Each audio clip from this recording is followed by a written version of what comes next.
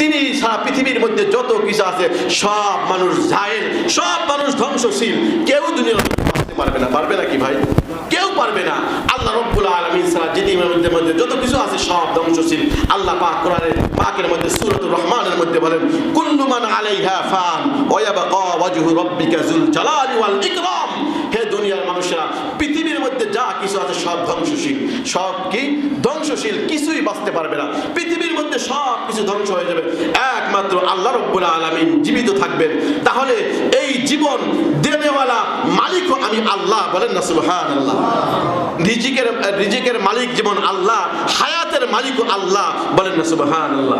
তাহলে এই হায়াতের মালিক হলো আমার আল্লাহ। তাহলে যদি কোনো ব্যক্তি, কোনো রাজা অথবা কোনো বাদশা অথবা কোনো মন্ত্রী, কোনো মিনিস্টার যদি এই কথা বলে, এই তোর তো জেল ছিল, সারা জীবন তোকে কতল করার ফরমান চলে আসছে, সুতরাং আমি তোমাকে এই কতল থেকে তোকে আমি বাঁচিয়ে দিলাম, অর্থাৎ তোর এখন মৃত্যু হওয়ার কথা ছিল, সুতরাং মৃত্যুর হাত থেকে আমি তোকে বাঁচিয়ে দিলাম, আমি হলো তোর হায়াতের মালিক।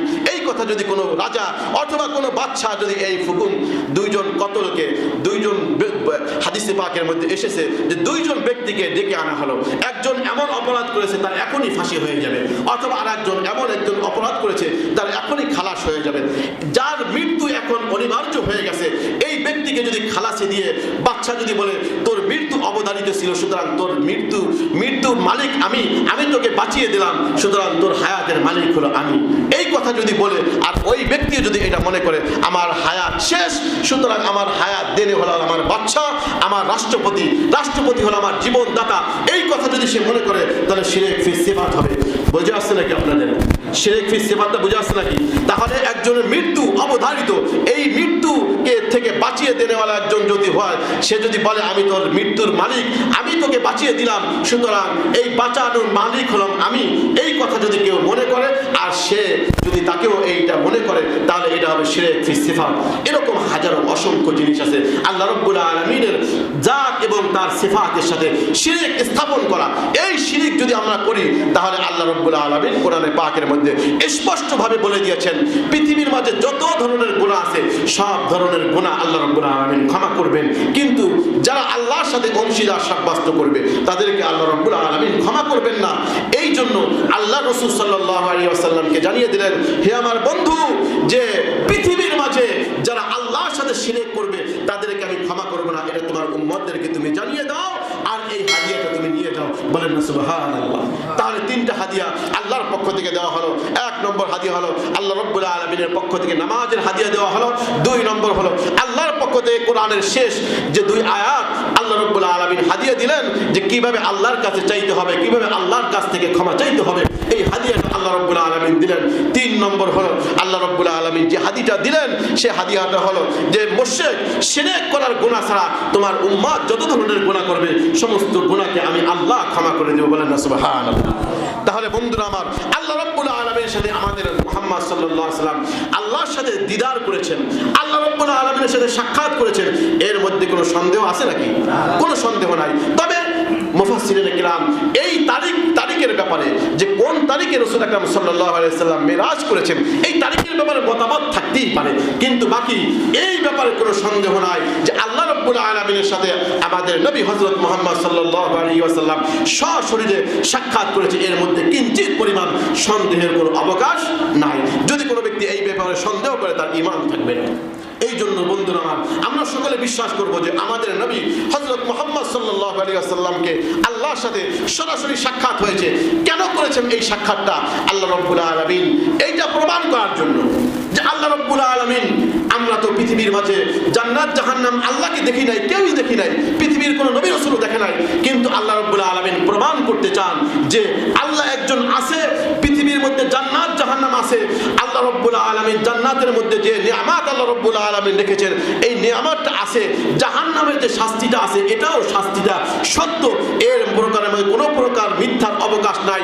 এটাকে এমন এক ব্যক্তির দ্বারা প্রমাণ করেছে যিনি পৃথিবীর মধ্যে সর্বশ্রেষ্ঠ, এবং যার ব্যাপারে মিথ্যার অবকাশ তো দূরের কথা, মিথ্যা বলা তার জীবনে কোনোদিনও তিনি ইচ্ছায় হোক তবাআন ওয়া কারহান, ইচ্ছায় হোক অনিচ্ছায় হোক কোনোদিন যিনি মিথ্যা কথা বলেন নাই, এমনকি কাফের মুশরিকরাও এই কথা বলতে বাধ্য হয়েছে। হযরত মুহাম্মদ সাল্লাল্লাহু আলাইহি ওয়াসাল্লাম জীবনে কোনোদিন মিথ্যা বলেন নাই। এমন এক ব্যক্তিকে দিয়ে আল্লাহ রাব্বুল আলামিন জান্নাত জাহান্নাম ছায়ের করেছেন, আসমান জমিনকে ছায়ের করেছেন, আল্লাহ রাব্বুল আলামিনের সাথে সাক্ষাৎ ঘটিয়েছেন, যাতে করে মানুষ এটা তাদের মধ্যে এই বুঝটা চলে আসে যে এই সব কিছু আছে, বাকি আমরা না দেখে বিশ্বাস করতেছি। বলেন না সুবহানাল্লাহ। আমরা তো বিশ্বাস করি, মুসলমান বিশ্বাস করে যে এগুলো আছে, কিন্তু এটা প্রমাণ করিয়েছেন হযরত মুহাম্মদ সাল্লাল্লাহু আলাইহি ওয়াসাল্লামের মাধ্যমে, যাতে করে সমস্ত মানুষ যাতে করে তাদের দিলের মধ্যে এই বিশ্বাসটা বদ্ধমূল হয়ে যায়। শুধু তাই নয়, আল্লাহ রাব্বুল আলামিন রাসূল আকরাম সাল্লাল্লাহু আলাইহি ওয়াসাল্লামকে যে মিরাজটা তার মাধ্যমে ঘটিয়েছেন, এটার মাধ্যমে আল্লাহ রাব্বুল আলামিন প্রমাণ করিয়েছেন যে পৃথিবীর মধ্যে যত নবী রাসূল দুনিয়ার মধ্যে আসছে, সমস্ত নবী রাসূলদের মধ্যে সবচেয়ে দামি হলেন হযরত মুহাম্মদ সাল্লাল্লাহু আলাইহি ওয়াসাল্লাম। সবচেয়ে দামি কে ভাই? হযরত মুহাম্মদ সাল্লাল্লাহু আলাইহি ওয়াসাল্লাম। তিনি যে সবচেয়ে দামি এই কথা প্রমাণ করিয়েছেন আল্লাহ রাব্বুল আলামিনের সাথে সাক্ষাৎ ঘটিয়ে। কারণ পৃথিবীর মধ্যে যত নবী রাসূল দুনিয়ার মধ্যে এসেছে, তার মধ্যে সবচেয়ে দামি হলো হযরত মুহাম্মদ। আল্লাহ রাব্বুল আলামিন কোরআনে পাকের মধ্যে বলেন, তিলকা রুসুল ফাদ্দালনা বা'যুহুম আলা বা'য। কিছু নবীকে কিছু নবীর উপর আল্লাহ রাব্বুল আলামিন প্রাধান্য দিয়েছেন, তার মধ্যে সবচেয়ে দামি এবং সর্বশ্রেষ্ঠ হলো হযরত মুহাম্মদ সাল্লাল্লাহু আলাইহি ওয়াসাল্লাম। এই কথা আল্লাহ রাব্বুল আলামিন প্রমাণ করার জন্য আল্লাহ রাব্বুল আলামিনের সান্নিধ্যে ডেকে নিয়েছেন। বলেন না সুবহানাল্লাহ। আল্লাহ রাব্বুল আলামিন রাসূলকে ডেকে নেওয়ার আরেকটা অন্যতম কারণ ছিল, আল্লাহ রাসূল সাল্লাল্লাহু আলাইহি ওয়াসাল্লাম যেহেতু দুনিয়ার মধ্যে থেকে তার স্ত্রীও চলে গেছে, তিনি বিপদগ্রস্ত, তার অভিভাবকও দুনিয়ার মধ্যে থেকে চলে গেছে।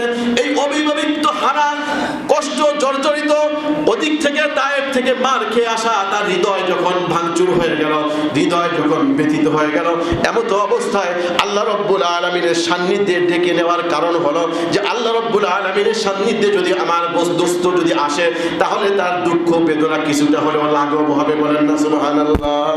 কিছুটা হলেও লাঘব হবে। যখন মানুষ বন্ধুর সাক্ষাতে যায়, প্রিয়জনের সাক্ষাতে যায়, তাহলে তার দুঃখ কষ্টটা কিছু হলেও হালকা হয়, কিছুটা হলেও কি হয়? হালকা হয়। আমরা যখন আমার বন্ধুর সাথে যখন সাক্ষাৎ করব, আমার যে ব্যথা বেদনা, আমার যে দুঃখ কষ্টটা আছে, এটা কিছুটা হলেও লাঘব হয়। আমার বন্ধু যেন সে আমার সাক্ষাৎ লাভ করে তার এই দুঃখ কষ্ট যন্ত্রণা যেন কিছুটা হলেও লাঘব হয়। এই জন্য আল্লাহ রাব্বুল আলামিন হযরত মুহাম্মদ সাল্লাল্লাহু আলাইহি ওয়াসাল্লামকে তার সান্নিধ্যে ডেকে নিয়েছেন। বলেন না সুবহানাল্লাহ। সুতরাং বন্ধুরা আমার, এই মিরাজ থেকে আমাদের শিক্ষণীয় হলো যে এই মিরাজটা এটা সত্য, এটা কোরআন এবং হাদিস দিয়ে প্রমাণিত। আল্লাহ রাব্বুল আলামিন রাসূলকে সশরীরে সাক্ষাৎ ঘটিয়েছেন, এর মধ্যে কোনো প্রকার সন্দেহ নাই, এবং এই মিরাজের ব্যাপারে কোনো প্রকার সন্দেহ রাখা যাবে না।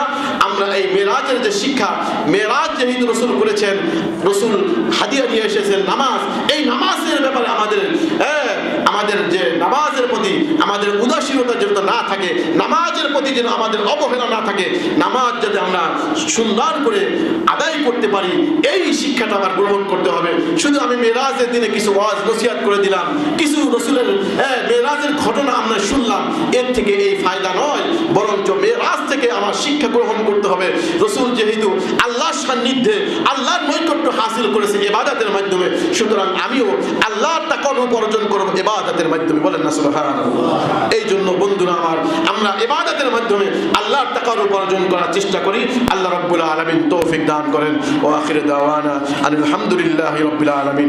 সম্মানিত মুসল্লিন ইকরাম, আমাদের এবং এই ইসলামপুরবাসীর জন্য অত্যন্ত শহীদ আল্লাহর ঘর নির্মাণ করার তৌফিক দান করেছেন। সকলে বলেন আলহামদুলিল্লাহ।